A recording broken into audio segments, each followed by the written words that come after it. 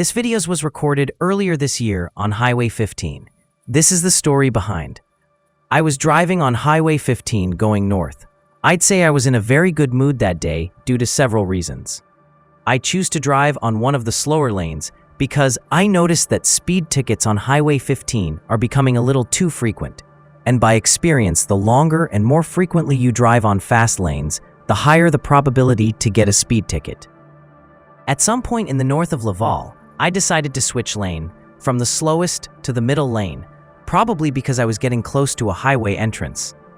I checked both my rearview mirrors. It was okay, but didn't check my dead angle. As soon as I switched lane, an SUV emerged from my left side and cut me off. The driver almost lost control of his steering wheel. I saw a hand emerging out of the front window at the driver's side. Didn't think much of it. As I said, I was in a very good mood that morning. So that was the first time this driver cut me off. I then switched from the middle to the fast speed lane and kept driving. This driver switched to the fast lane right in front of me, cutting me off again. This time, he pushed his brakes for a second. I switched lane again and kept driving. After about 2 or 3 minutes, the same person switched lane on me for the third time and pushed his brake again. And one more time, I changed lane and kept driving. At that point, we were close to the bridge above the Mile Isle River, and I guess he's had his fill of that stupid game, and since I wasn't reacting at all, he stopped. I guess for fear of being noticed by the other drivers as a troublemaker. What he didn't notice is, I had a camera on my windshield recording. The whole thing was caught on my camera. Now that I am working on this content, watching this footage, it's kind of making me mad because I think people like this man somehow have gotten away with their childish behavior for far too long. I can go a little further and say he would only do this while sitting in his car. Dude wouldn't stand in no one's face square and point his finger at them. I'm sure he wouldn't have the gut to do it.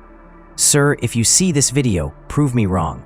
So, as I was making this video, I was wondering, does this dude know what he was doing? Has he thought about all the multiple ways his stupid game could have gone wrong? Is he truly ready for the eventuality I decide to react to his stupidity? What was he actually thinking while cutting people off and pushing his brake, all that on a highway? Did it occur to him that he is compromising other highway users' safety? I don't think he knows what he was doing. Otherwise, he wouldn't do it. Also, he hadn't thought that one through, simply because no matter how you look at it, a slippery road, some black ice on the asphalt, because this happened early in March, and all this could have ended up in a disaster. He wasn't ready for the eventuality. I decided to react to his stupidity. If I was half as crazy as him, this would have resulted in a real road rage. Honestly, I don't have any idea what he could be thinking. If this dude was mentally in a right place, he would know that his actions at that moment made him a threat to the traffic in his vicinity. Every single week, the traffic on Highway 15 get jammed at least on 3 different days, sometimes several times a day between 6 a.m. and 8 p.m., mostly for collisions between 2 cars. Now I have an idea how it happens. One thing I've recently learned is to drop my ego before getting on the steering wheel. There's a multitude of ways one could be tempted to react on the roads.